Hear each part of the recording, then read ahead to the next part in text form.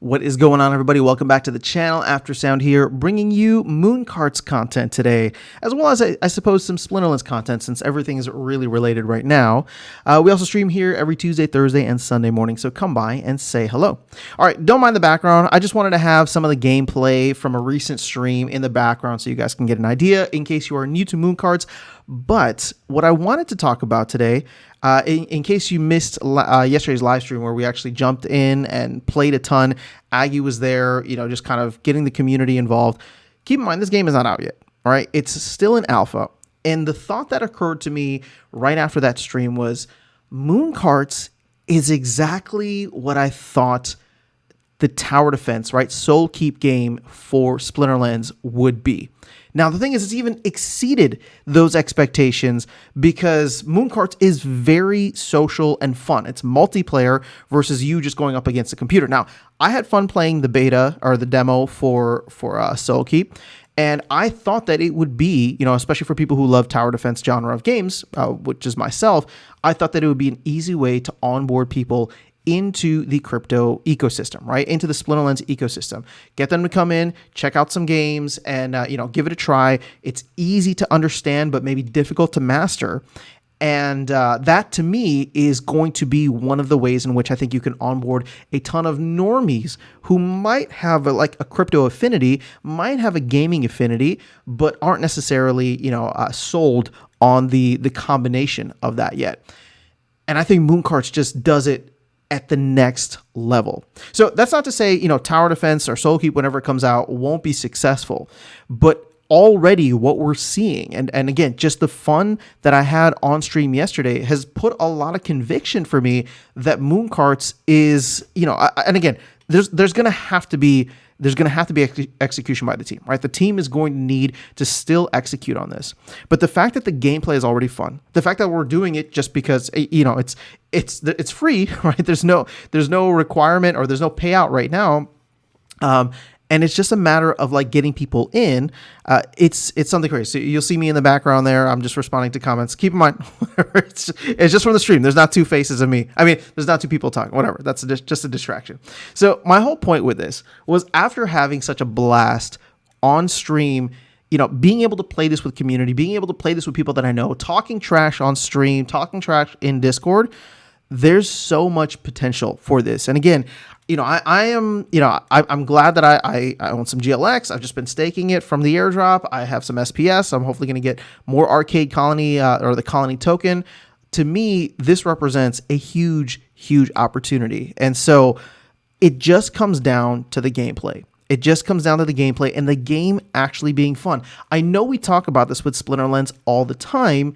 And, a lot of people say focus on, don't focus as much on the gameplay, focus more so on the economy. And, there's a weird shift in there, right? And I maintain that Splinterlands' competitive advantage is not necessarily in its gameplay, but in its ability to have a robust ecosystem and economy around it that, drew me in.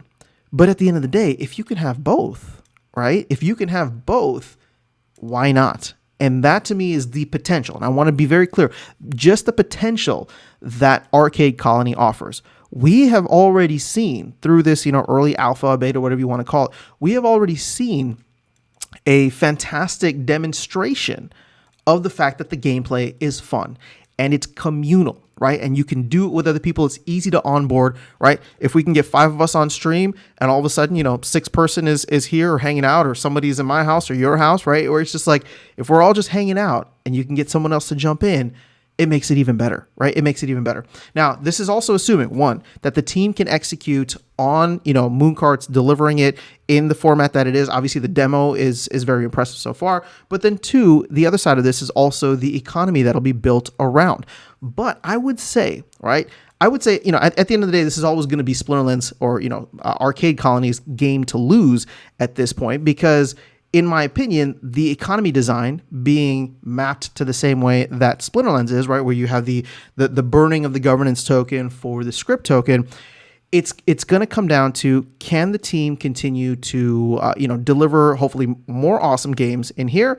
Can they continue to deliver positive things within the ecosystem? But at the end of the day, it's just if it's designed the same way as Splinterlands and you keep creating games or launching games that have this potential that something like a Moon Karts does, I don't know. That makes me very bullish. So again, in terms of it being like an onboarding, like an easy onboarding for many folks to be able to come in, for the masses to come in, I think it represents that. I think it represents that better than Soulkeep, although I still hope Soulkeep is going to be successful. And so keep in mind, Soulkeep will be launching in a very well-established ecosystem, right? And one that Matt is paying even more attention to now to make sure all these assets rise in value.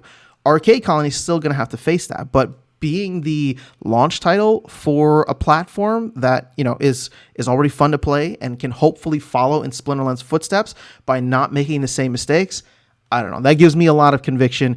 This is not financial advice. I'm not telling you to go out and do anything, right? Don't go buy GLX. Don't go buy SPS, right? Like for me, I'm not even doing that, right? I'm just staking whatever I already have because I love playing the Splinterlands game, right? And I'm staking GLX even though I don't play the goals game. I'm just continuing to stake it because I believe in the platform actually even more now, considering how I feel about the ability for Arcade Colony and GLS, right? Both of these platforms are built on like the Invenium thing. So the ability for them to bring on games in the future, this is just something that I think has a ton of potential, and I want to be a part of it.